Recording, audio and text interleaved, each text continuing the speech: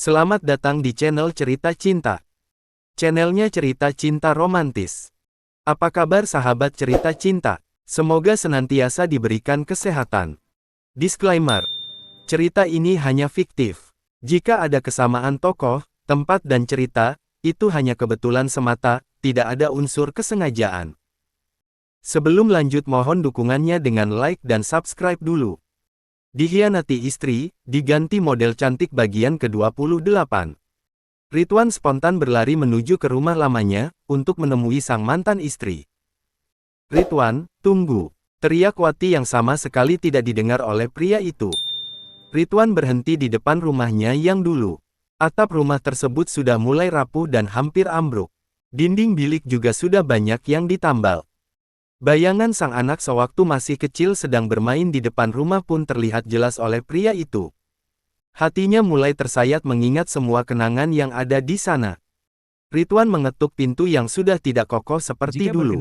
Perlahan, pintu itu terbuka sendiri karena tidak dikunci. Terima kasih. Fanny pun lalu datang menghampiri dengan memakai baju yang dibelikan mantan suaminya dari hasil kerja buruh di ladang ketika mereka masih bersama.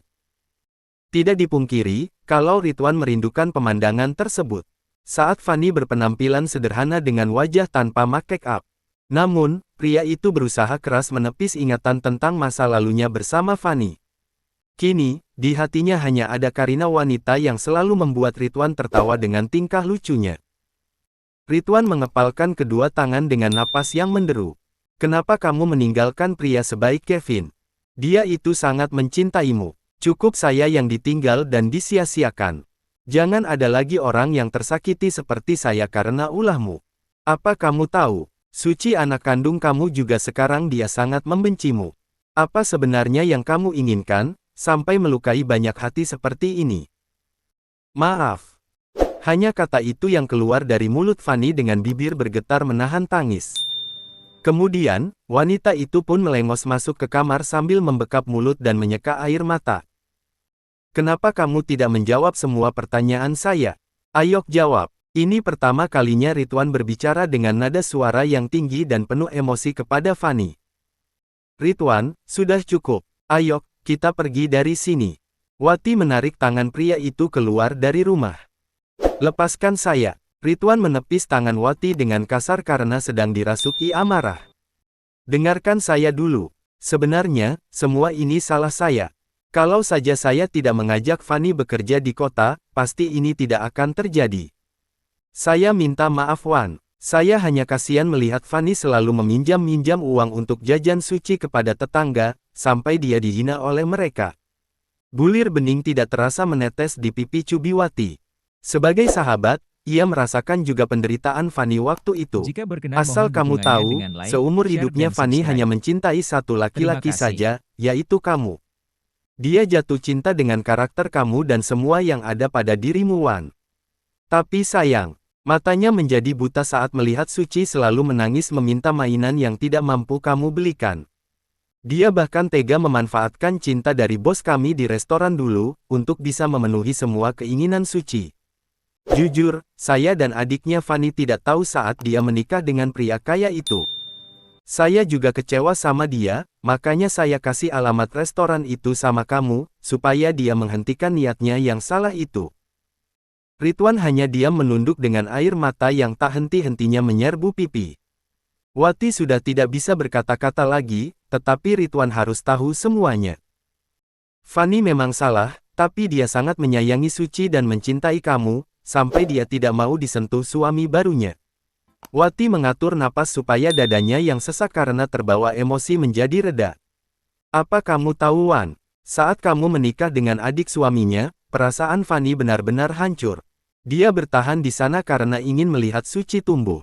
Tapi, saat tahu kamu akan punya anak dari istri barumu, Fanny merasa tidak ada gunanya lagi tinggal di sana, terlebih Suci juga sudah tidak mau memanggilnya ibu karena kesalahan dia sendiri. Fanny sangat menderita setiap hari melihat kamu dan Suci selalu dekat dengan istri barumu. Itu adalah hukuman untuk dia. Jadi, saya mohon jangan menghukum Fanny lagi dengan muncul di hadapannya seperti ini. Rencana dia tidak benar-benar gagal, kamu dan Suci sekarang bahagia dengan kehidupan yang lebih layak." Itulah keinginan Fanny sejak awal.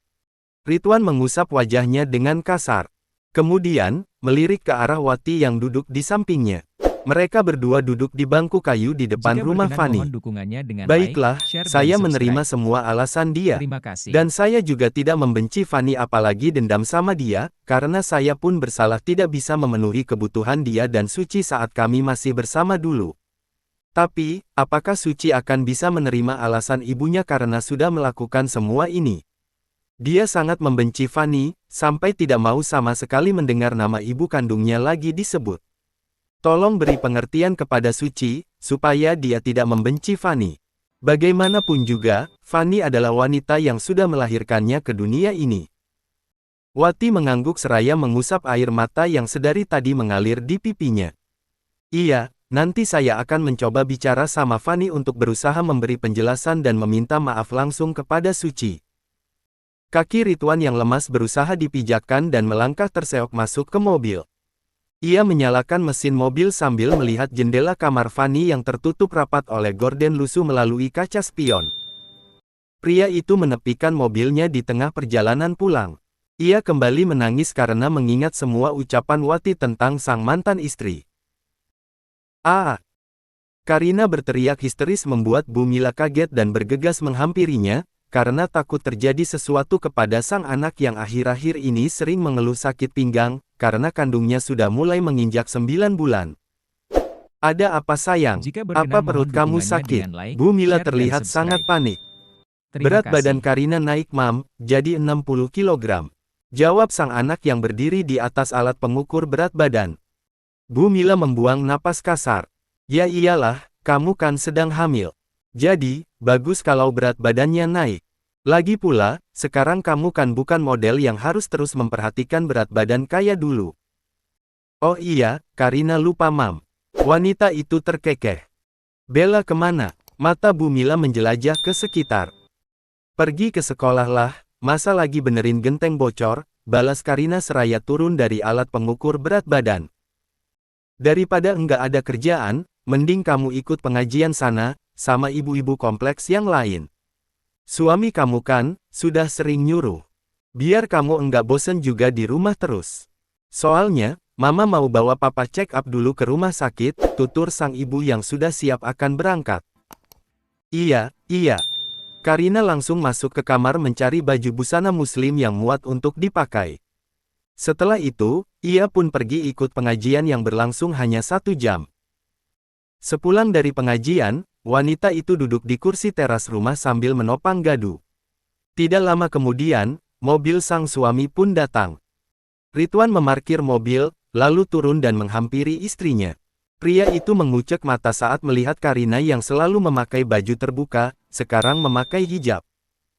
Maaf, apa Mbak melihat istri saya? Tanya Ridwan menggoda sang istri. Karina mendelik ke arah Ridwan. Jangan bercanda. Pria itu langsung duduk di samping sang istri. Ada apa? Kok murung gitu? Tadi aku ikut pengajian.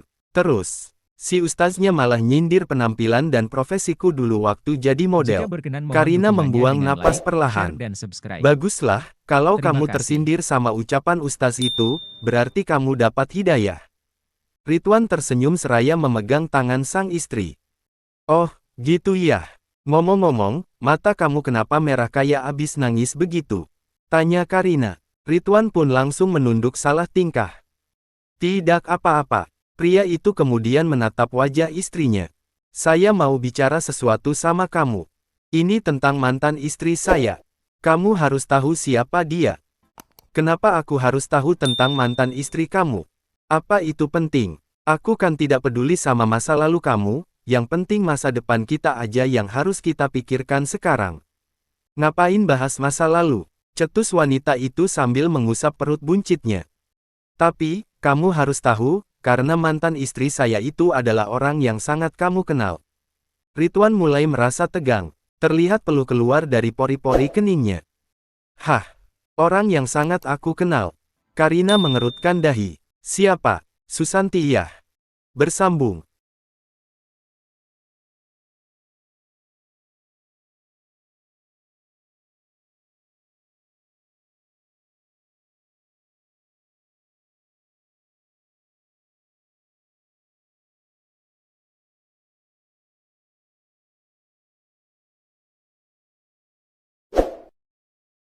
Jika berkenan mohon dukungannya dengan like, share dan subscribe.